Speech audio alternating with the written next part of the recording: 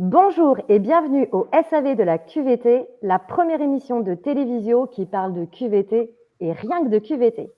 Voilà 1 an et demi que nous nous retrouvons tous les mois pour faire le service après-vente de ce qu'on nous a vendu pendant des années. Des croyances erronées sur le travail, sur le monde du travail et de la QVT, bullshit.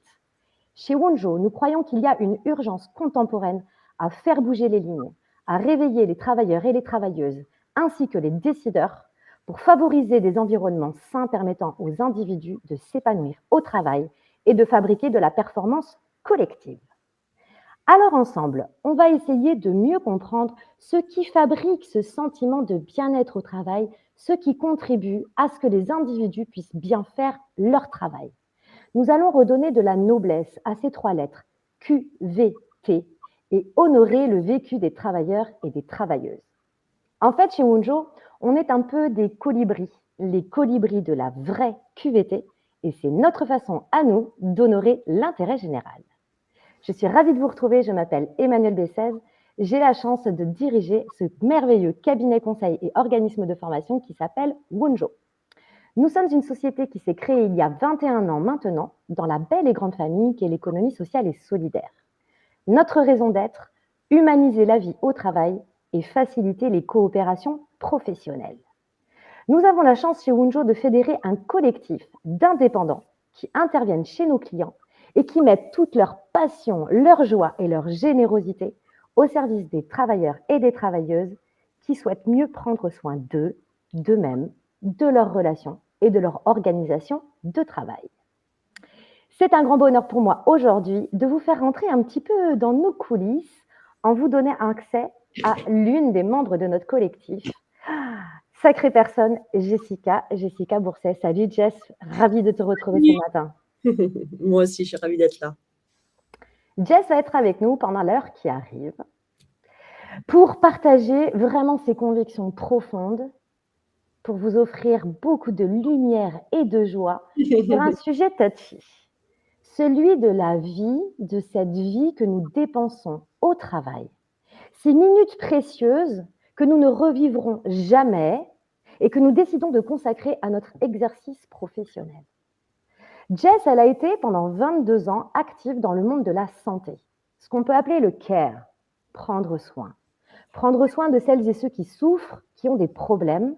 Et depuis une dizaine d'années, elle a décidé de prendre soin de celles et ceux qui prennent soin. Et quand on parle de prendre soin et de care, on ne parle pas que du monde de la santé, on parle de tous les environnements professionnels. Jess intervient comme formatrice spécialisée dans les compétences comportementales et depuis quelques années, elle est maintenant consultante en qualité de vie au travail au sein de Wonjo. Et à chaque fois qu'elle intervient, elle bouleverse les cœurs, elle réveille profondément l'envie d'agir. Ça va Jess, t'es pas mis trop la pression pour commencer? Oh, mais si, mais en tout cas, c'est la petite pierre à l'édifice que j'ai envie d'apposer dans la vie de chacune des personnes. Ça, c'est évident. Merci Jess. Du coup, pendant 45 minutes, vous allez assister à un échange avec notre invité. Vous avez à votre disposition sur la droite de votre écran un chat. Nous vous invitons vraiment à poser vos questions, à réagir, à commenter les propos directement dans le chat. Et votre porte-parole sera Marco. Marco est notre animateur farfelu, notre standardiste qui apparaîtra dans un instant à la caméra. Donc nous sommes ensemble pour 3/4 d'heure d'échange. Sachez que ce webinaire est en live et il est également enregistré et vous recevrez le replay de ce SAV dans l'après-midi de la part de Webikio. Bon allez, c'est parti.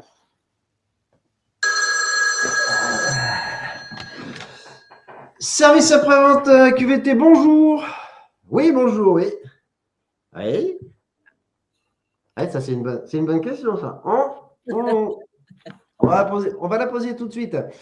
Oui, notre premier auditeur nous dit que c'est vrai que la vie, elle est précieuse, mais est-ce qu'on l'honore vraiment, surtout en les dépensant au travail?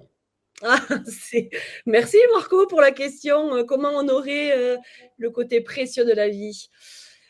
Eh ben, on fait souvent la différence presque entre la vie perso et la vie au travail. Et ben, en fait, c'est l'honorer tout court, cette vie. Et je crois que le plus bel enseignement, merci pour le pitch d'introduction, Manu, c'est mon métier d'infirmière qui me l'a adressé, cet enseignement. Et si je peux être un plus précise, je vais vous faire remonter dans le temps. Il y a une quinzaine d'années, j'accompagnais une jeune fille en soins palliatifs, Lilou. Elle avait 15 jours d'écart avec ma propre fille. Donc, c'est pour ça cette porosité entre la vie pro et la vie perso, même si on parle de métier à vocation quand on est infirmière.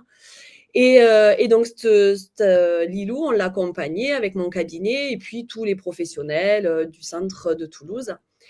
Et on avait pris soin avec mon équipe de l'accompagner plutôt en fin de journée pour prendre ce temps-là nécessaire, notamment avec les enfants. Et donc, quelques soins techniques à apporter. Et puis là, un jour, je finis ma tournée, je vais voir Lilou et elle me dit mais Jess, en fait, vous ne pouvez pas me soigner? Et alors là, j'avais beau avoir tout mon matériel, ma blouse blanche, les réunions qui permettent d'avoir de la conscience sur ce qui se passe. Je me suis sentie démunie. Et en fait, avec une question essentielle. Alors, j'ai eu un temps d'arrêt, j'avoue.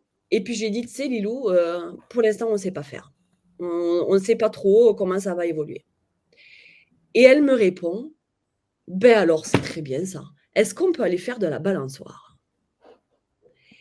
Et alors, quand j'ai eu cette réponse-là, évidemment, je suis partie aller faire de la balançoire avec elle. Et on a vécu un moment, mais tellement précieux de ce qu'on a entre les mains aujourd'hui, là, maintenant, c'est l'instant présent. C'est là-dessus qu'on peut agir, c'est là-dessus qu'on peut vivre le moment de la meilleure des façons.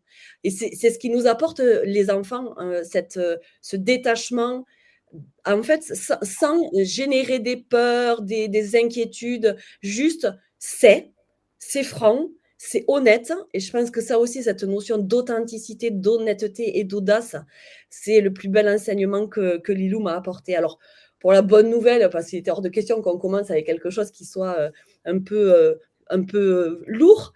Quelques mois après, j'ai reçu le coup de téléphone de sa maman qui m'a dit qu'on avait trouvé une greffe et Lilou est toujours en vie aujourd'hui. Donc, merci la vie. On ne sait pas ce qui peut se passer, mais en tout cas, ce qu'on a entre les mains, c'est la possibilité d'en faire quelque chose de presque simple, mais assez fondamental. Voilà. Donc, honorer la préciosité de la vie, je crois que merci Lilou, parce que depuis 15 ans, c'est presque mon enseignement le plus fort que j'ai pu recevoir, quoi, de tous ces liens professionnels. Donc voilà, c'est ça, hein, prendre le côté précieux. On est chanceux finalement de vivre ce qu'on peut vivre. Et si on n'a pas toujours le choix de ce qui nous arrive, on a quand même le choix de la façon dont on a envie de le prendre. Avec nos moyens, avec qui on est, avec cette authenticité relationnelle, et ben ça s'accompagne, ça s'apprend, ça se développe. Et de mon métier d'infirmière, finalement, j'ai basculé sur le métier de formatrice ou de consultante, mais on est quand même dans le prendre soin. Moins avec des piqûres et des pansements, mais c'est prendre soin de la relation. Prendre soin de ce capital humain au sein des entreprises. Prendre soin, mais avec cette notion, tu le disais dans ton introduction, Manu, un peu bullshit de QVT, oh là là, qu'est-ce qu'on va y mettre et machin. Je crois que quand on revient au cœur du sujet, au cœur du problème, finalement, c'est là qu'on a les meilleures réponses. Et faire des choses toutes simples, en fait. C'est ce que Lilou, elle nous apprend avec cette histoire. Tu vois, dans les entreprises, j'ai l'impression qu'on est toujours en train de tout complexifier. Parfois, encore une fois, honorer la chance qu'on a d'avoir la vie qui coule en nous et puis, a priori, pas un avenir trop sombre. Honorer ça, parfois, c'est faire des choses juste toutes bêtes, toutes simples, mais qui changent profondément les choses. Se faire du feedback, par exemple. Se faire du feedback positif. Pour moi, la qualité de vie au travail, et c'est ce que tu apportes aussi, Manu, dans la façon dont on porte cette notion de QVT, c'est prendre cette qualité de la vie du travailleur. D'être dans cette écoute, d'être dans cette vigilance et cette tolérance. Je suis convaincue d'une chose, ça fait aussi partie de l'éthique que je pense que je porte, c'est que je pense qu'a priori, toutes les personnes ont d'excellentes raisons de fonctionner comme elles fonctionnent. Sauf que parfois, on ne comprend pas ça. De par mon référentiel, de par ce que je comprends, de ce que je connais, de mon éducation, tout ça, c'est un savant mélange qui est là et qui a sa raison d'être. Pour autant, comment on arrive à avoir ce regard tolérant dans le fait que ma collègue, elle ne fonctionne pas comme moi, j'aimerais qu'elle fonctionne. Mais pourquoi? Qu'est-ce qui se passe? Et si on en discutait? Et quand on est dans cette espèce parfois de vie au travail où on le voit un peu comme un côté métro, boulot, dodo, faire un pas de côté, prendre un peu de recul pour prendre soin au sens du care. Il y a en anglais une différence entre le cure, le traiter, le traitement pur et dur, et le prendre soin qui est le care que moi j'investis plus aujourd'hui dans ma vie de tous les jours, quoi. Et c'est quoi ton regard, Jess, sur le fait que dans notre sphère personnelle, notamment je pense à la famille ou dans le réseau amical, il y a cet amour, cette empathie, cette envie de prendre soin. Comment ça se fait que, selon toi, dans la vie professionnelle, d'un seul coup, on met un espèce de masque de Dark Vador là, et notre cœur, on le laisse à la porte? Mais je pense que c'est parce qu'il y a une espèce de peur qui guide la peur de se dire, oh là, si je me dévoile, je deviens fragile. Si je dis que là, je ne sais pas trop faire, que je ne maîtrise pas le process, je vais passer pour un travailleur non compétent. Alors là, si je fais une petite erreur, je vais essayer de ne pas trop la partager ou d'essayer de me réparer. En fait, c'est plus la peur qui va guider dans cette vie au travail, alors qu'on met du cœur dans notre vie perso et on se coupe d'avoir exactement la même intention dans sa vie au travail. Et c'est hyper intéressant d'avoir ça enfin, pour moi, ça me saute aux yeux. Je dis, mais pourquoi on ne prend pas le même soin de mettre cette notion? Alors, c'est la notion d'amour au sein des entreprises, c'est tellement pas usité, c'est presque impudique. Et moi, ce côté impudique, j'ai envie de proposer au fait de dire, c'est là que vous avez votre puissance.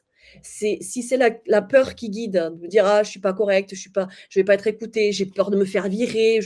Mais tout ça, c'est des suppositions, des propositions qui n'ont pas de véracité. Allons faire de la balançoire. Voyons ce qui se passe. Dans le moment présent, je suis inconfortable, je ne comprends pas, je suis inquiète, je suis un peu en dessous, et oser le partager en toute... Il y a une notion avec cette notion d'amour qui est le plaisir et l'humilité. C'est deux notions. Si moi je viens avec le plaisir d'y aller, avec ce que ça évoque pour moi, et que l'autre peut-être a son plaisir différent, et c'est OK pour de bon.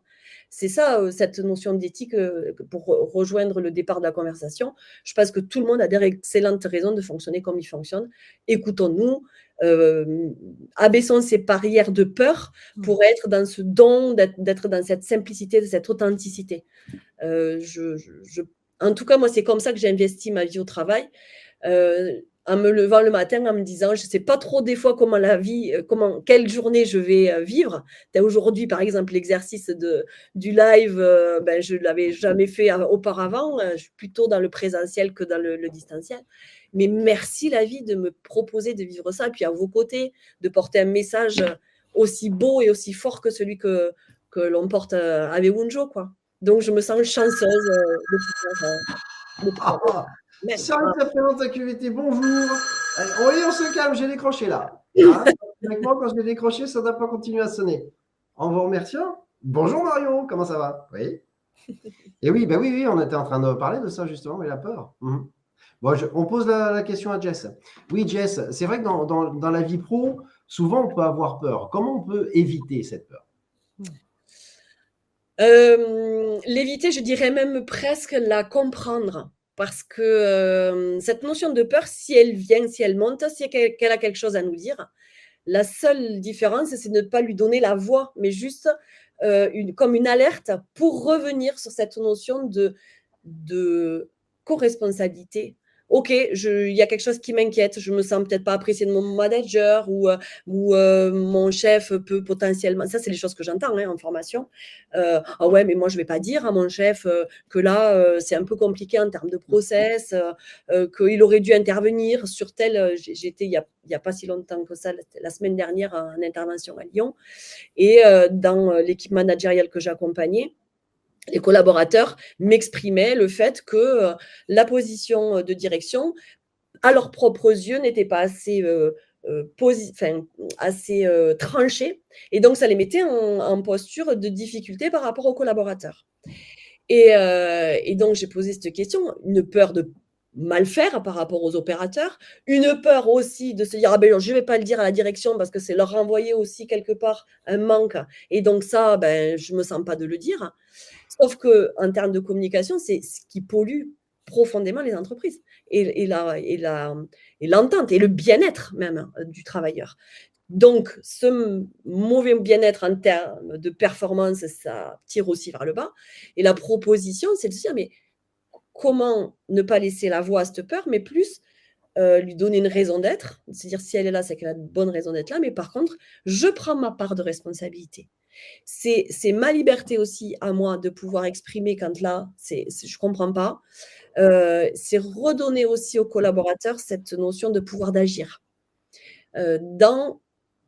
Si j'ai une suggestion à faire, s'il y a quelque chose que je ne comprends pas ou un environnement dans lequel je suis moins performant, allons le partager. Essayons de le dire. Donc, pour donner pour moi une raison d'être à la peur sans que ce soit elle qui nous guide. Alors évidemment, la réponse est cette notion d'amour et d'humilité que je propose, mais c'est de mettre en place ces endroits où on peut échanger, où la perception de chacun va être un enrichissement de ce qu'on vit tous ensemble. Et c'est ce qui, à mon avis, permet à cette peur d'être efficace dans le sens où je la comprends et j'en suis pas une victime. Je reprends ma part à moi de responsabilité pour faire en sorte que ce soit juste une alerte et que je puisse revenir dans une posture plus win-win. Ça vient de l'analyse transactionnelle, cette notion de j'ai de la valeur, l'autre a de la valeur. Et si je pars de ce postulat-là, c'est qu'on fait du « et ». C'est pas ou tu as tort, ou tu as raison, ou j'ai tort, ou j'ai raison, mais ensemble, on arrive à une vérité qui est bien supérieure à ma vérité, à ta vérité. S'écouter pour de bon, pour moi, c'est avoir entre les mains ces outils qui nous permettent d'en faire quelque chose de beaucoup plus, en termes de synergie, de beaucoup plus palpable et efficace. Donc, posture très, enfin, en tout cas, moi, ce que j'observe, ce qui me permet aussi de me mettre à l'abri de mes propres croyances, de mes propres projections, de ce que je veux pour les autres. Non, qu'est-ce qu'on veut ensemble? Je suis assez équipe, parce que je trouve que ça a une force incroyable, l'équipe. On est bien plus fort ensemble. Mais pour autant, arriver à se le dire. Donc, s'investir de cette posture pour la diffuser au plus grand nombre. Je pense que c'est là qu'on est intelligent. Pour moi, tout ça, Jess, donc je suis complètement alignée avec ce que tu racontes, mais tu vois, pour moi, tout ça, ça parle du cadre relationnel de départ.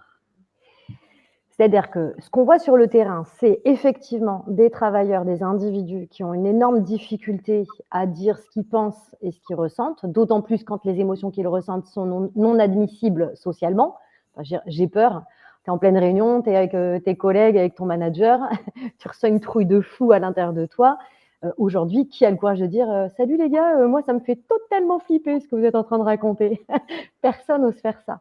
Donc, on entend bien qu'il y a évidemment quelque part un travail sur soi quand tu parles de co-responsabilité, où chaque individu a le pouvoir aussi d'identifier ce qui se passe pour lui, d'essayer de détricoter la chose, de comprendre d'où ça vient et évidemment de l'exprimer. Et on entend aussi qu'il y a quand même une responsabilité de l'environnement. C'est ce que j'appelle moi le cadre relationnel ou le contrat relationnel de départ. Parce que si tu bosses dans une boîte où la culture d'entreprise, c'est celle de la compétition et de l'hyper-performance, si tu es dans une équipe où tu as un manager qui exerce des rapports de pouvoir et où tout ce qui l'intéresse, lui, c'est de gonfler son ego, et parce qu'en fait, lui-même, il est complètement flippé à l'intérieur, et donc il crée des rapports asymétriques dans ses relations avec son équipe. On a besoin à la fois qu'il y ait des individus qui osent s'affirmer, mieux se connaître, mieux se comprendre, et qui trouvent leur place et qu'ils affirment qu'ils ont une place et que leur point de vue a de la valeur. Et d'un autre côté, on a quand même besoin d'avoir des organisations de travail, des équipes et des leaders, managers, dirigeants, etc., qui aussi fabriquent ce sentiment de sécurité psychologique dont on a toutes et tous besoin. Alors oui, pour honorer la vie qui est en nous, pour être bien, etc. Mais j'ai presque envie de dire que le problème, il est aussi très rationnel. C'est-à-dire que quand Michel, dans l'équipe, il n'ose pas dire qu'il est complètement flippé par rapport à la décision stratégique qu'on vient de prendre, potentiellement, il met en danger l'équipe, donc sur ce qu'elle va vivre, etc., mais sur sa performance. C'est-à-dire que l'impact de taire, ce qui fait que j'ai le sentiment que là, je risque d'avoir mal, peut avoir un impact sur l'ensemble de mes collègues, donc l'équipe, donc l'organisation. Je prenais, tu vois, cette notion de oser dire. Il y a cette part aussi de vulnérabilité, en fait, quand on essaye de cacher chez soi. Et amener les personnes à se dire que ma vulnérabilité, c'est aussi ma sensibilité, c'est aussi peut-être là qu'elle va être ma force. Mieux se comprendre aussi dans ses propres fonctionnements, oser commencer par évoquer les choses. Moi, il n'y a pas un manager, il n'y a pas un dirigeant qui m'a dit un jour oh, « Mais Jess, moi, j'ai pas envie d'avoir du feedback de mon équipe. » Il n'y en a pas un qui m'a dit ça. Par contre, je dis « Ouais, on n'a pas le temps, bon, on essaye, mais entre deux portes. Mais moi, ma porte, elle est toujours ouverte. » Oui, mais dans quelle mesure on crée ce safe place ça m'est venu là comme ça, mais cet endroit de sécurité, effectivement. Et on parle de sécurité émotionnelle aussi. Et ça, c'est quelque chose qu'on évoque peu en entreprise. On est vraiment, les KPI nous montrent des objectifs de performance, on nous montre, parce que c'est tangible, on essaye de le quantifier, on peut se caler là-dessus pour se dire, OK, on y est, on y va, on est performant les gars. Alors que la dimension plus émotionnelle, qu'est-ce que c'est difficile d'aller l'exprimer, d'aller le quantifier, de savoir comment tu vas pour de bon. Est-ce que je suis ouvert aussi au fait que tu puisses me faire un feedback. C'est ça, cette co-responsabilité. Donc déjà, ça, pour moi, c'est du courage managérial aussi. Oser montrer, alors oser dire, mais aussi oser incarner des fois sa fragilité. C'est-à-dire là, écoutez, les gars, je pense que vous êtes mieux placés que moi pour faire remonter les imprécisions, les problèmes ou même les décisions à prendre. J'ai travaillé pour Peugeot sur le middle management et on était sur comment faire un retour aux collaborateurs, mais dans une posture manager-coach. Ça a été dans l'industrie automobile une révolution. On dit attends, mais on va leur demander en fait à eux comment ils se sentent dans la relation et tout ça. Mais oui, c'est ça le plus important, c'est d'avoir cette notion dans ma posture de coach, c'est comment tu aurais fait différemment. Qu'est-ce qui ne te convient pas dans ta façon là d'avoir accueilli client, par exemple, ou dans ce moment de vérité qui est la livraison de la voiture. Comment tu t'évaluerais? Qu'est-ce qui ferait que demain tu te mettrais 10 sur 10 quoi? Parce que cette notion de notation aussi, ces échelles de satisfaction, c'est hyper intéressant. Il y a l'école qui vient derrière, 10 sur 10, on ne se le mettra jamais. Ben non, on peut toujours progresser, il ne faut pas déconner. Alors que le 10 sur 10, c'est je fais de mon mieux. J'ai fait de mon mieux, même si ça n'empêchera pas que j'ai envie de faire encore différemment peut-être la prochaine fois ou d'améliorer quelque chose ou vraiment couper avec cette notion aussi de bon, allez, je peux être vulnérable, c'est-à-dire que je peux progresser, on peut s'écouter là-dessus, on s'entraide et ça fait un véritable accès à ce pouvoir d'agir. Et je pense que ça, c'est dans les mains de tout le monde. Peu importe le niveau hiérarchique, peu importe où je me situe, c'est juste je suis bien, je suis alignée et je veux que je propose aussi aux autres d'être alignés avec moi. Et je crois en cette loi d'attraction. Oui, ça chauffe au standard. Service après-vente de la QVT, bonjour. Oui, on se calme. C'est la folie aujourd'hui. Même quand on décroche, le téléphone continue à sonner. Merci, chers auditeurs, d'insister à ce point-là. Bonjour Audrey. Oui. Ah, ok, on demande à Jess. Oui, les managers ont un grand pouvoir dans l'ambiance que l'on vit dans l'entreprise, mais ils n'ont pas toujours cette sensibilité-là. Et c'est marrant que tu parles du mot sensibilité, parce qu'on en revient à quelque chose d'assez individuel aussi, la sensibilité. Je peux être sensible à quelque chose, et puis toi, Marco, à autre chose, Manu a une autre sensibilité. On pourrait savoir, tiens, quelle est ta sensibilité sur ce qu'on vit là maintenant, à l'heure actuelle. Je crois que c'est toute la difficulté de la posture managériale. C'est aussi toute la richesse que ça amène.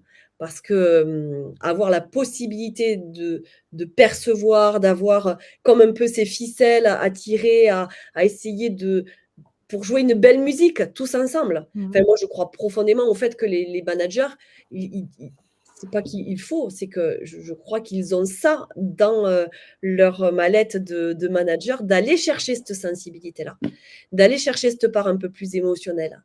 Et quand c'est investi, mais on arrive à avoir des choses, mais tellement belles. Et ça revient au départ de la conversation, c'est parfois très, très simple. J'intervenais auprès des secrétaires médicales à Saint-Nazaire en Bretagne. Et donc, on était sur un profil de personnes qui reçoivent tous les jours des coups de téléphone pour lesquels elles ne peuvent pas forcément répondre de façon positive en disant vous voulez votre rendez-vous de radiologie à tel. Bon, mais non, ça sera dans 15 jours. Et donc, avec beaucoup de pression, beaucoup de retours qui ne sont pas faciles à gérer. Et pour revenir à cette sensibilité-là, le fait qu'elles se retrouvent et qu'elles puissent en parler entre elles, ça, c'est une décision managériale qui a dit, écoutez les filles, je pense que c'est important qu'on puisse se retrouver dans un espace sécurisé où vous pouvez exprimer le fait que c'est difficile quand je me fais traiter au téléphone d'incompétente ou de juste, oui, de toute façon, vous faites bien comme vous voulez et puis c'est pas possible qu'on ait pas ces rendez-vous à l'heure, en fait. Et elles étaient dans leur pratique quotidienne à faire remonter les incidents, à utiliser un logiciel qui permettait de faire des retours tickets à traiter, en disant j'ai eu tel retour de telle personne, voilà ce que j'ai mis en place. Ah, on a été un peu à la bourre sur le fait que le dossier, la personne a attendu dans la salle d'attente, ça a généré, tout ça. Et en leur redonnant, les managers, en leur redonnant le pouvoir d'agir, de se dire, mais comment vous avez envie de vivre demain votre journée de secrétaire médical au mieux? Vous n'allez pas avoir du pouvoir d'agir sur les faits que les gens soient insultants. Alors, on peut avoir des petites techniques. Ça va être intéressant de parler de... Tiens, Myriam propose de la CNV au prochain SAV, la communication non violente. Donc, il y a des outils. Mais pour elles, pour le moment qu'on a partagé ensemble, elles ont pris la décision aussi, avec leur manager et entre elles, de se faire du feedback sur tout ce qui allait bien dans la journée.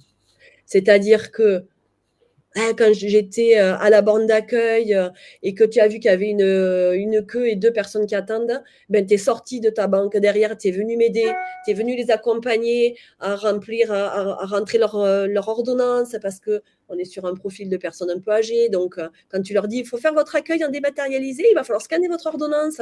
Et puis, on a un public qui peut être mis à mal finalement. Et elles ont pris l'habitude de se faire ce feedback positif aussi sur toutes les belles choses qui se passent dans la journée. Ces patients qui vous rappellent et qui vous disent merci, ça s'est super bien passé, et de mettre le focus aussi sur ce qui va bien et pas tout le temps sur les fautes d'orthographe comme on a été accompagné. Ça, c'est du courage managérial. Ça veut dire que je prends du temps, j'investis. Je me dis que mon capital humain, c'est lui le mieux placé pour savoir ce dont il a besoin. Et donc, je prends... Attention, elles étaient toutes revenues un samedi matin, avec accord de toutes les personnes en disant « Ok », alors qu'on était hors cadre de travail légal, en fait. On ne travaille pas normalement le samedi matin, sauf pour des gardes. Donc, il y a une vraie demande, je pense, et un intérêt profond à redonner ce pouvoir d'agir aux gens. Et que ce côté, ces managers et cette sensibilité-là en se disant, c'est ensemble qu'on va y arriver. Bon, là, c'est la joueuse de rugby qui parle. Je ne peux pas aller marquer mon essai toute seule si je ne suis pas avec mes filles et qu'on n'ait pas un objectif commun et qu'à un moment donné, on ne se mouille pas un peu ensemble. Oui, c'est difficile, bien sûr, on ne va pas se mentir. Il y a plein de circonstances où ce n'est pas le monde des bisounours. Par contre, on a tout le loisir de se dire, à vivre ma vie professionnelle, je vais la vivre avec le fait que chaque moment, je peux en faire quelque chose. C'est un peu cette notion de résilience aussi à laquelle je fais référence et auquel je crois. Service après-vente à QVT, bonjour. Bonjour. Allez. C'est la folie. Excusez-nous, c'est la folie. Oui. Ah oui, bah oui, là c'est beaucoup. Oui, c'est moins simple. On pose la question à Jess. Jess, comment on fait quand les managers sont pas spécialement aidants? Alors, c'est marrant parce que aidant pour moi, pour l'autre, pour qui Ouais. qui s'exprime.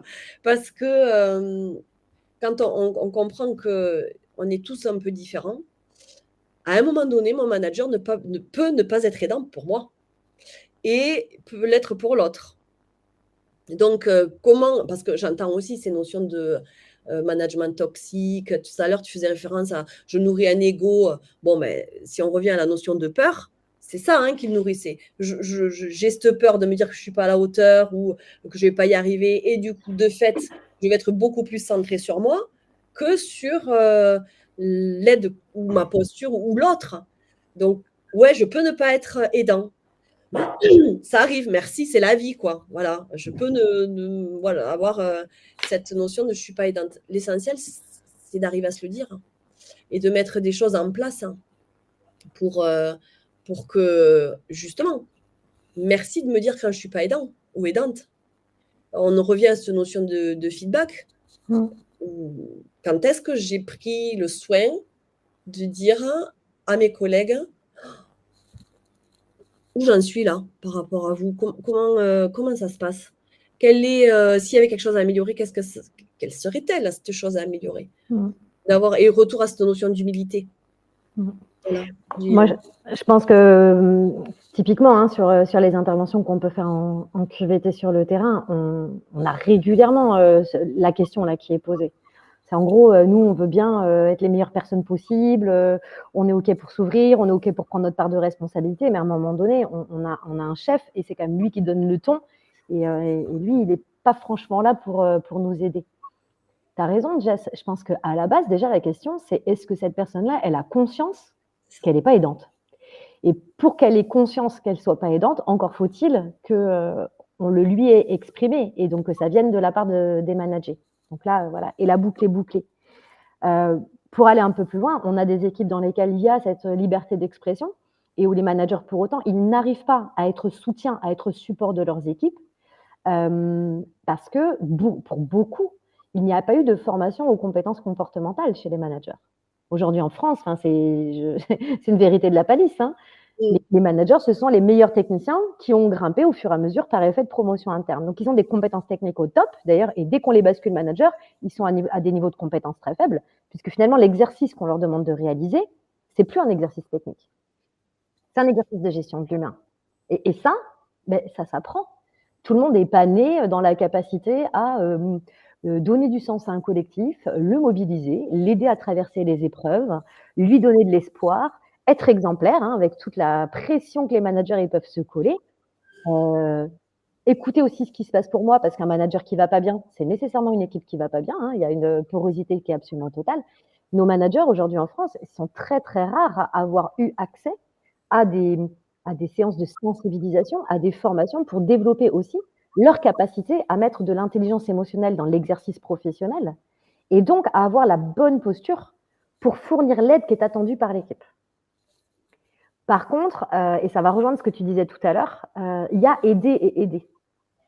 C'est-à-dire que dans les équipes où on arrive à réaliser ces diagnostics et où la parole se libère, en fait, je trouve que les énormes prises de conscience qui opèrent, que ce soit manager, managé ou manager entre eux, c'est qu'en fait, la façon dont je pensais que tu voulais être aidé n'est pas celle que toi, tu attends.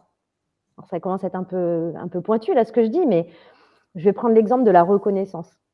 Allez, 95% des Français ont des gouffres d'estime d'eux-mêmes et attendent de la reconnaissance au travail. Quand tu as peur de ne pas être légitime, que ça y est, tu as pris ton courage à deux mains, que tu l'as exprimé, que tu dis que tu as besoin de reconnaissance, le manager, lui, il va systématiquement, ou le collègue, te dire « mais je t'en donne de la reconnaissance ». Sauf que c'est la façon dont la reconnaissance est donnée qui n'est pas la bonne. Parce que chacune et chacun d'entre nous, tu le disais tout à l'heure, on a chacun des modes de fonctionnement différents, des sensibilités, des aspirations, des besoins, en fait, qui méritent d'être comblés de manière complètement singulière. Et ça demande un deuxième niveau de communication et d'échange. C'est vraiment prendre le temps, justement, de prendre soin, d'être dans ce care, prendre soin de connaître et de comprendre la mécanique de l'autre, de rentrer un petit peu dans son univers pour arriver à harmoniser la façon de fonctionner. Et le management, c'est un management individualisé et collectif, mais c'est un management individualisé aussi. Et c'est ce qui rend l'exercice, j'ai presque envie de dire l'art, un peu difficile. Mais comme un art, je crois qu'on peut peindre le tableau qu'on a envie de peindre. On a notre palette et on peut y aller en se disant comment je vais faire en sorte que mon équipe elle fonctionne bien. Mais oui, ça s'apprend, ça s'accompagne. Quand tu disais, en plus, ils se mettent une pression. Moi, je vois des managers avec une envie de bien faire, mais forte. Trop même parfois, où on peut voir des épuisements professionnels se mettre en place sur cette catégorie. Donc, c'est à la fois comprendre l'individu, se comprendre soi et y aller, quoi. Y aller dans ce don, y aller dans cette expérience aussi de se dire j'ai le droit de me tromper. Je monte les marches au fur et à mesure, hein, et je crois que d'accompagner ces personnes qui prennent un poste de management, est-ce qu'on s'est posé la question de savoir si ça allait aussi ne pas être un cadeau empoisonné pour la personne? Et il y a des gens qui ont fait l'inverse en se disant ben oui, moi je prends un poste de management et je m'aperçois que c'est pas du tout. Mais merci à ses collaborateurs de se dire non, c'est pas là que je suis efficace, c'est pas là que je suis bien dans mon travail, c'est pas là que je m'épanouis, c'est pas là que parce que ben moi mon expertise elle est ailleurs. Avoir cette vigilance là, se comprendre, se connaître. Alors moi, je travaille avec les types de personnalités qui est un point de vue, une grille de lecture qui permet d'avoir un éclairage. Bien sûr qu'on est beaucoup plus que notre type de personnalité. N'empêche que si on peut travailler au moins sur une strate du fonctionnement de l'individu, ça donne des repères. Ça donne des repères, ça donne cette prise de distance, cette prise de recul, ce pas de côté qui nous permet d'être un peu plus intelligent dans notre façon de fonctionner. Et il y a plein de modèles, il y a plein de choses qui existent. Si je reviens à la question que tu posais, Marco, c'est ça, cette sensibilité-là, managériale aussi. En faire quelque chose qui va permettre la performance de l'individu et du collectif. Je crois que les deux se nourrissent de façon très étroite. C'est parce que je vais bien, que je vais bien faire mon travail. Enfin, c'est ce qu'on porte avec Wunjo en termes de QVT. Le message, c'est les deux se nourrissent. Comment j'ai envie de vivre mon spectre, en fait, mon cercle infini, c'est parce que je suis bien que je vais être performante et parce que je suis performante que je vais trouver que je suis bien, avec les aspirations qui sont les miennes. On peut parler des aspirations. Avec ma QVT, par exemple, on va travailler sur ces besoins fondamentaux. Est-ce que c'est parce que je me lève le matin pour gagner bien ma vie? C'est une très belle aspiration aussi. Est-ce que j'y vais pour avoir une posture sociétale? Est-ce que j'y vais pour être quelqu'un? Est-ce que j'y vais pour être en relation? Est-ce que j'y vais pour avoir un rôle dans la société? Mais quel que soit ce côté précieux, cette flamme qui me fait avancer le matin, je la mets au service de ma vie privée. J'ai aussi la possibilité de le mettre au service de ma vie professionnelle. Ça, Jess, là, ce que tu dis, pour moi, on touche au terreau et vraiment à la base qui n'est pas connue aujourd'hui dans les équipes. C'est-à-dire que quand on demande aux managers, finalement, qu'est-ce qui fait que vos équipes, le matin, elles se lèvent et elles viennent travailler, et encore plus dans votre boîte et dans votre équipe, la réponse, c'est un point d'interrogation. C'est assez merveilleux de voir, tu parlais tout à l'heure de ma QVT, donc nous, c'est l'outil qu'on utilise pour faire des diagnostics. Quand on présente les résultats, je me souviens même d'une fresque que tu avais animée, où finalement on se retrouve avec la photographie en image, en score, de ce qui bouge les équipes, c'est-à-dire de qu'est-ce qui est à l'intérieur de moi, où elle est la flamme qui fait que pour moi le travail va tenir ses promesses. Ça, c'est quand même assez dingue de se dire qu'il y a des équipes, elles fonctionnent sans jamais avoir mis la lumière, éclairée, les motivations profondes des uns et des autres, et donc du coup trouver ce dénominateur commun qui va faire que l'équipe et le projet d'équipe fait sens. J'ai un exemple d'une boîte dans laquelle la directrice, alors c'est une boîte qui cartonnait financièrement, il n'y avait aucun problème d'argent, et la directrice, à chaque fois, elle prenait ces bénéfices-là, elle offrait des conditions confortables aux collaborateurs, de manière tout à fait raisonnable, mais elle en profitait pour créer des filiales, investir dans des projets de société, et donc l'argent gagné était au service de la société. Et quand on fait l'audit QVT et qu'on vient écouter finalement ce qui fait que chacun vient donner sa vie au travail et qu'est-ce qui bouge chacun, c'est quoi les aspirations de chacun à l'égard du travail, on se rend compte que la contribution sociétale, elle est très faible dans l'équipe. Et là, la directrice, elle se décompose. C'est-à-dire qu'elle comprend en un quart de seconde que cette question fondamentale qu'elle n'avait jamais posée, qui n'avait jamais été un sujet de discussion, et ben, finalement, elle comprend que ce qui bouge les gens, c'est absolument pas d'être utile à la société. C'est tout à fait autre chose. Et en l'occurrence, là, je me souviens que c'était un besoin de sécurité matérielle et un attachement à une rémunération plus conséquente. C'était vraiment ce qui bougeait l'équipe. Et donc, en fait, elle est en train de vider les caisses de la boîte pour sauver la planète avec une équipe qui n'avait qu'une seule envie, c'est gagner plus d'argent et vivre un truc sympa entre eux. Comment tu veux conduire un changement dans ce genre de situation? Enfin, c'est juste pas possible. Il faut faire avec les équipes. Faire avec. Service après-vente à QVT, bonjour. Bonjour Gwenaël. Alors, vous avez vu Gwenaël? Le téléphone, il n'a pas sonné une deuxième fois. Ah, c'est parce que je l'ai réglé, le téléphone. Je vous écoute, c'est quoi la question, Gwenaël? Oui. D'accord, on va demander... Oui, on va demander à Jess. Oui.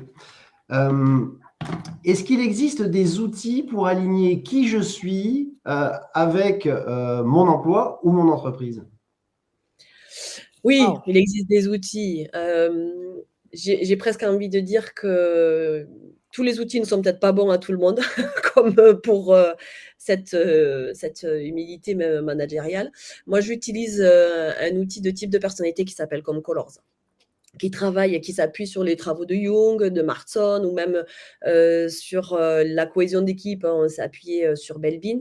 C'est un métamodèle qui a une validation psychométrique, parce que moi, j'avais à cœur quand même qu'on puisse vérifier, grâce aux mathématiques, la véracité des dimensions psychologiques qu'on était en train, ou en tout cas les comportements qu'on était en train de partager. Donc, la validation psychométrique étant là, je me sers de cet outil Comcolors pour outiller les gens à comprendre pourquoi parfois on ne se comprend pas. Quels sont les leviers de motivation, quelles sont aussi la façon dont je vais stresser, et de redonner la possibilité aux gens de comprendre pour eux-mêmes déjà mon propre fonctionnement. Si je prends mon cas particulier, moi qui m'a vraiment aidé dans mon fonctionnement, si je suis appréciée en tant que personne, si je suis en lien, ben ça va, tout va bien. Même si, exemple concret, j'étais stressée avant d'arriver et faire ce webinaire, mais le fait d'être connectée à Manu, le fait d'être connectée à toi, Marco, le fait que je vous connaisse, que je sois en confiance, que vous m'attribuez aussi cette confiance, bon, et ben je suis plutôt, voire même totalement, dans ma motivation. Je sais m'appuyer là-dessus. Je sais m'appuyer sur le fait que le lien va être très fort, et c'est ça. Ce que j'observe aussi de moi, c'est que dès que j'ai un doute sur le fait que je sois un lien apprécié en tant que personne, j'ai tendance à faire passer le désir des autres avant les miens, voire même à avoir du mal à dire non. Et donc, toute seule, je me mets une balle dans le pied en me disant « Ah ben non, mais je vais quand même dire oui. » Et c'est là que je me déconnecte, en fait, où je vais prendre sur moi quelque chose alors que personne ne me l'a demandé, mais je vais me mettre dans cette situation qui va me mettre plutôt en posture, on me dit basse, mais d'infériorité, ou je dis ben non, mais c'est pas grave, allez, c'est moi qui vais absorber. Je vais revenir sur ma garde ce week-end parce que sinon ma copine, elle va pas pouvoir avoir son week-end à elle. Et alors que je sais très bien que ça va avoir des conséquences négatives. Donc, comprendre son propre fonctionnement, c'est aussi permettre de pouvoir être un peu plus aligné, d'être moins victime de son propre fonctionnement, et d'après le dire oui mais c'est la faute de l'autre.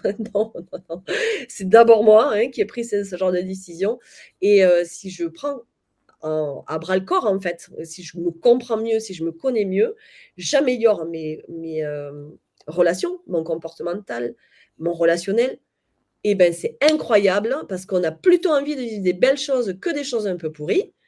Et donc, c'est ce qui amène aussi l'autre à être beaucoup plus clair dans sa communication, d'être beaucoup plus clair dans sa façon de fonctionner. Donc, de donner ces outils aux gens, c'est ce qui amène, je pense, l'ouverture, et l'ouverture du dialogue, et de se dire, bon, ok, je peux être à côté de la plaque parce que toi, ça te parle un petit peu moins. Quand il y en a qui commencent par penser, d'autres par ressentir, un troisième par réfléchir. J'ai accompagné avec ce modèle AG2R La Mondiale. J'ai la manager qui a un profil plutôt, alors pour le modèle comme Colors type vert, je vous inviterai à aller regarder les types verts si ça vous intéresse. Donc, c'est des gens qui commencent par réfléchir, qui ont une vraie qualité de distanciation par rapport aux choses, de prise de recul, de position méta, des énergies très tranquilles, posées, et de la réflexion. Ça, c'est le fonctionnement de cet hiver. Et cette manager, elle était en croyance de se dire, quand elle accompagne son équipe de commercial ou de commerciaux, il y avait des femmes et des garçons, de commerciaux, elle avait l'impression d'être toujours en décalage. Et elle disait, ouais, je ne suis pas sûre de les accompagner comme il faut. Et pendant ces réunions hebdomadaires où tout le monde y allait de son fonctionnement, de sa façon à dire, ouais, moi je vais faire ça, ben moi je vais aller prendre tel support, ben moi aujourd'hui c'est ma semaine prévoyance, enfin peu importe. Et elle était toujours avec un peu de retrait. Et les suggestions, les propositions d'accompagnement, la perspective ne lui venaient que l'après-midi. Quand on a compris qu'avec Comme Colors, elle était de type vert, que ses collaborateurs avaient bien vu qu'elle fonctionnait comme ça. Parce que la manager, elle ne parlait pas tant que ça pendant les réunions, mais par contre, une capacité d'écoute extraordinaire. Et l'après-midi, elle revenait avec la consolidation de tout ce qui avait été dit et des pistes d'amélioration ou des suggestions. Et en fait, ils vivaient leur réunion à fond, un déballant machin. Et elle, sa vraie capacité, c'était de poser les choses, de poser la situation. Avec l'accompagnement qui a été le nôtre, au lieu d'en faire une croyance qui était « Ah, je ne suis pas bonne manageuse, je ne suis pas assez incisive dans les réunions, je prends toujours un peu trop de temps », en fait, elle a compris qu'elle était là, sa force. Elle a compris aussi que l'équipe avait compris ça d'elle. Et inversement, en disant « Mais allez-y, nourrissez, parce que moi, en fait, je prends le pulse et c'est qu'après que j'arrive à faire l'image qui va pouvoir vous accompagner. » Donc, c'est un outil parmi d'autres, mais quand on est dans cette envie de vraiment se comprendre, bon, ben voilà, un outil parfait pour la compréhension individuelle, c'est Comme Colors. Et après, ok, et de façon collective, comment ça se passe? Comment on s'écoute vraiment? C'est cette notion d'écoute dans toutes les dimensions, en fait, hein, autant émotionnelle que intellectuelle, que même physique. C'est le cœur, la tête et le corps, pour moi, qu'on doit écouter dans sa globalité. Ben, on a ma QVT, qui est un outil extraordinaire. J'ai accompagné une petite boîte PME, TPE, pas très, très loin de chez moi. Et pareil, Manu, tu vois, on fait cet audit collectif et le chef d'entreprise, qui est quelqu'un que je connais bien, me dit, je ne sais pas du tout ce que ça va donner. Mais je dis, ben écoute, de toute manière, ce que ça va donner, c'est que les gens aient envie de s'exprimer et le portent. Et je sais bien que tu en feras quelque chose, tu vois. Et profondément, il donnait cette autorisation-là. Et profondément, ouais, parce que merci de dire ça aussi. C'était pas juste, bon, allez, je vous fais une petite formation, là, QVT pour faire plaisir à Jess. C'était pas du tout ça. Je crois que quand on accompagne aussi les entreprises, on a à cœur à se dire, est-ce que c'est logique de A à Z? C'est pas juste, oui, bon, bah, allez, je le fais parce qu'il faut le faire. Non, c'est je le fais parce que je veux le faire. Avec cette notion aussi de peur, dit qu'est-ce que ça va donner? Mais si on n'y va pas, hein, dans l'arène, si on ne se plonge pas, on est dans sa petite zone de confort, on ne progresse pas, on reste dans son petit truc. Ah oui, oh, c'est très, très, très sécurisé, mais bon sang, on a du potentiel bien au-delà de ce qu'on imagine pouvoir donner. Et donc, on fait ce rapport QVT qui était émouvant parce que ça leur était jamais arrivé de tous ensemble. Le chef, les chefs d'équipe, l'administratif, les vendeurs et les opérationnels. Pour certains qui parlent même presque un français relatif, quoi. Et tout le monde dans cette même salle, déjà, ils étaient là, mais on fait un truc avec le PDG. Et ça, rien que ça, dit, ben oui, juste ta présence, en fait, et de se dire, on vit un truc tous ensemble. Et ce que ça a généré comme résultat, c'est déjà de se dire, on s'écoute. Et puis là, il y a une des secrétaires qui prend la parole, elle dit, ben, moi, j'ai une suggestion à faire. Quand vous faites vos réunions, le mercredi, pour pouvoir anticiper mes commandes de location, on est sur du bâtiment, de location de matériel et tout ça, franchement, moi, je voudrais assister à ces réunions-là parce que comme je suis en charge d'aller chercher des outils et tout ça, Et puis le manager me dit, mais on n'y avait même pas pensé en fait. Merci de nous le dire. À nouveau, ces choses toutes simples dont on parlait au tout début du SAV. Ouais. Complètement. Ouais. Et voilà, donc moi, je savoure la vie à me dire que j'ai la chance de pouvoir vivre un métier où juste je permets de révéler ça en disant, mais ce qui est beau en vous, c'est vous, mes chéris. Vraiment, et je crois profondément au fait que tout le monde a du potentiel, que tout le monde peut vivre de la meilleure des façons. Ça ne veut pas dire que ce soit tout le temps parfait, c'est que ça soit tout le temps valable, que ça soit imparfait mais valable. Voilà, c'est cette notion juste de la vraie vie. On sait tous qu'on va mourir et pourtant on vit au mieux chaque jour avec la meilleure version de ce qu'on a envie de vivre. Le soin que l'on prend à faire en sorte que sa vie personnelle, elle nous corresponde, que je parle à mes enfants, à mon mari, à mes amis, avec le cœur, avec cette authenticité, et j'ai aucun doute, je prends la décision aussi de me dire que c'est pas parce que je suis au boulot que je dois me couper de ça, quoi. Et de faire le pont entre les deux avec envie, avec plaisir, avec amour. Voilà, on y va à fond, quoi. Même si c'est pas des notions qu'on a tout le temps l'occasion de partager au travail. Et tu vois, Gwenaëlle, elle parlait d'alignement dans sa question. Toi, tu parles de faire les ponts. Moi, j'ai profondément le sentiment qu'à partir du moment où je me pose la question de est-ce que je suis alignée avec mon écosystème, avec l'environnement dans lequel je travaille, c'est que déjà à la base, je sens qu'il y a un désalignement. Et donc, tout l'intérêt, c'est de se poser la question de est-ce que ce désalignement, en fait, il est OK pour moi parce que dans le cadre du travail, je suis prête à faire des contorsions par rapport à mes valeurs, ou est-ce que, à contrario, j'ai un besoin de congruence, d'authenticité totale, et donc du coup l'environnement est complexe pour moi, voire même il est pathogène. Je crois que, et ça c'est ce qu'on voit dans les audits QVT, c'est que quand on renvoie la photo de ce que c'est l'expérience d'un collaborateur et d'une collaboratrice dans un environnement de travail, on met un éclairage, de la clarté, on met des mots sur ce qui est vécu par les gens. Et donc les RH, les managers, quand ils recrutent, ils peuvent du coup avoir un discours recruteur qui est beaucoup plus honnête et sincère en disant, écoute, si tu rejoins notre boutique, en fait, au-delà du métier qu'on fait et de la fiche de poste, c'est ça en fait la petite histoire. C'est ça que tu vas vivre chez nous, et c'est pas moi qui le dis, c'est les équipes qui le disent. Donc, est-ce que toi, déjà, toi, candidat, est-ce que ça correspond à ce qui est bon pour toi? Mais encore faut-il, c'est ce que tu exprimais tout à l'heure, encore faut-il que la personne, elle soit au clair sur ce qui est OK ou sur ce qui n'est pas OK pour elle. Donc, on a à nouveau cette co-responsabilité. Moi, en tant que travailleur, il faut que je sois claire sur ce qui est OK et ce qui n'est pas OK pour moi, sur l'expérience que j'ai envie de vivre au travail. L'organisation, le collectif, la boîte, elle a besoin, elle aussi, d'être extrêmement claire sur ce que les gens vivent. Et ça suppose de libérer la parole, de donner des autorisations pour mettre dans un pot commun et dialoguer autour de ce qui est ressenti et l'accepter comme tel, hein, parce que c'est juste non négociable, et créer des rencontres qui vont être harmonieuses. Pour autant, s'il y a un désalignement, on fait quoi? La Gwenaëlle, elle nous écoute, elle doit se dire, oh, putain, ok. Donc, par quelle bouche prend le truc? Moi, je crois profondément, et c'est ce qu'on voit sur le terrain, à une transformation de la gouvernance et des cultures des organisations, où le modèle pyramidal, les rapports de pouvoir dont tu parlais tout à l'heure, avec ces relations asymétriques, tout ça, c'est en train de s'aplanir un peu.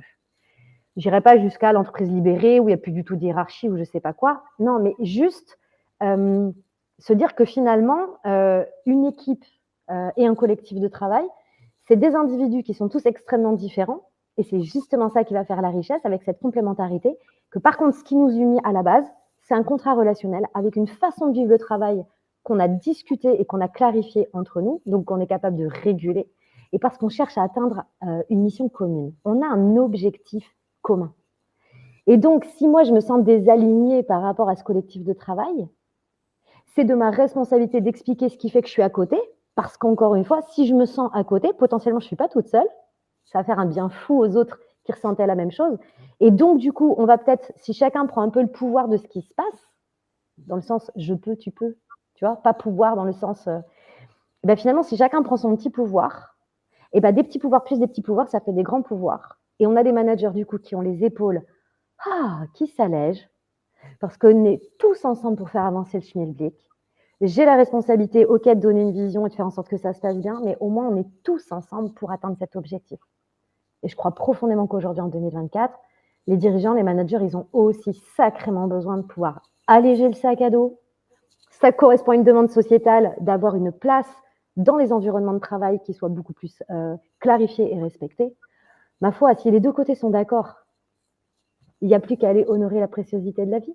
Oui, c'est ça. Et oui, c'est ça. Hein. Et moi, qu'est-ce que je vais faire maintenant? Ben, il est midi moins 5. Donc, je vais aller honorer ma pause déjeuner à la cantine. Hein. J'espère qu'il y a des frites. Parce que moi, j'honore mieux ma pause déjeuner quand il y a des frites. Hein. Il y a des frites ce midi? Ça le suffit? Bon. Oh. On va aller honorer quand même. Allez, on se revoit au prochain SAV. Salut Marco, merci beaucoup. Marco, merci. Bon, on arrive à la fin de ce SAV. Je vous garde encore quelques minutes. Évidemment, le sujet est immense. Voilà, Jess, elle a fait du grand Jess. Elle nous l'a abordé avec son cœur. Elle est partie en envolée lyrique. Elle vous a partagé ses convictions profondes, mais qui viennent du terrain. C'est vraiment pas que des vues de l'esprit. Donc, si vous avez assisté à ce SAV en vous disant c'est bien beau, mais alors on est dans ma boîte avant que ça se passe, dites-vous que vous étiez déjà là, que vous avez de l'énergie à l'intérieur de vous, que chacun d'entre vous a un pouvoir insoupçonné de faire bouger les choses. Et à se bouger et à agir sur le terrain. En tout cas, si vous avez envie de poursuivre les échanges, n'hésitez pas, vous avez un petit bouton en haut de votre écran, vous pouvez nous contacter, on est à votre disposition, Jessica et moi-même. Et puis si vous avez kiffé l'énergie de Jessica et que vous avez envie de la voir intervenir dans vos équipes, bah, sachez qu'elle anime plein de choses, plein de formations, plein d'ateliers sur les types de personnalités, sur la qualité du vie au travail et évidemment avec toutes les applications que ça peut avoir, notamment sur des équipes qui vivent des conflits, qui ont des difficultés à les réguler, sur des travailleurs et des travailleuses qui sont exposés à des comportements agressifs de la part notamment du public des bénéficiaires. Si vous avez une équipe de managers qui ont envie de pouvoir faire leur métier différemment et d'aller mettre ce care dans leur posture, et ben voilà, Jessica, elle intervient sur tous ces sujets. Et puis, elle anime un truc génial qui s'appelle la fresque de la QVT, qui a été créée par Bunjo il y a un peu plus de 2 ans maintenant. Nous avons été reconnus comme l'une des 30 fresques de France. Nous venons de un livre qui est paru aux éditions Dunod. Et la fresque de la QVT, eh ben, c'est un séminaire qui dure une journée à vivre en équipe et qui transforme la façon de vivre le travail ensemble et de le faire, puisqu'on ouvre la parole, on réalise un baromètre à partir d'un outil dont tu as parlé, ma QVT, qui permet de mieux comprendre qui je suis, comment je fonctionne, qui permet de mettre dans le champ du collectif à la fois tout ce qui va super bien et ce qui est plus difficile. Et puis, les fresqueuses animent des ateliers qui permettent d'extraire les sujets importants et de se projeter dans l'action. À la fin de la journée, le plan d'action QVT est dessiné. Ça se fait en 7 heures et accessoirement, c'est finançable par les OPCO. Un petit cadeau, vous avez compris que Jess est quelqu'un de profondément généreux, c'est un dénominateur commun des membres du collectif de Wunjo. Si vous avez envie et besoin de faire un point, de réaliser un bilan, eh ben, c'est possible en 1 heure. Grâce à l'application MaQVT et aux consultants qui accompagnent cet autodiagnostic, en 1 heure, vous avez une photo exacte, précise, et en même temps extrêmement complète et exhaustive de ce qui se passe pour vous à l'intérieur. Qu'est-ce qui fait que vous vous sentez bien? Qu'est-ce qui fait que vous arrivez à bien faire votre travail? Qu'est-ce qui vous en empêche? On a décidé d'offrir au public du SAV 7 heures d'accompagnement ainsi que l'accès à l'application. Donc, si vous voulez profiter de cette offre, vous flashez le code qui apparaît sur votre écran. Ma collègue Manon, qui est actuellement dans le chat, elle vous met le lien. Vous n'avez plus qu'à remplir le formulaire. Et c'est cadeau. Chez Wunjo, on est dans l'ESS, donc on fait aussi beaucoup de bénévolat et on accompagne les gens qui veulent prendre soin d'eux, parce qu'en prenant soin d'eux, ils prennent soin du monde. On se retrouve pour le prochain SAV de la QVT, ça sera le numéro 17, un lundi à nouveau, donc le lundi 25 novembre. Et je il y a Myriam Gaillot, formatrice consultante du monde des RH, c'est une spécialiste des RPS et de la QVT. Et elle est à un niveau hyper élevé en communication non violente. Elle va venir nous parler des liens entre la qualité des relations, des coopérations et d'autres équipes et éclairer à quel point la communication non violente peut être une approche extrêmement puissante pour réguler les situations relationnelles conflictuelles. Voilà, merci beaucoup à toutes et à tous d'avoir été avec nous. Si vous ne savez plus quoi regarder sur Netflix, n'hésitez pas, il y a déjà 15 SAV qui sont en ligne. Tous les replays sont disponibles. On a traité énormément de sujets différents et ce n'est que le début. Merci à vous de noter le SAV de la QVT, de nous mettre des petits commentaires. Suggérez-nous des thématiques que vous voulez voir abordées parce que ces SAV, c'est avant tout fait pour vous. On espère que vous aurez passé un bon...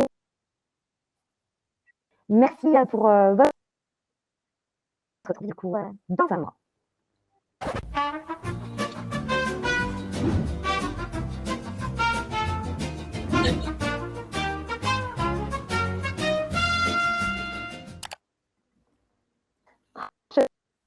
Salut Jess, merci pour tout.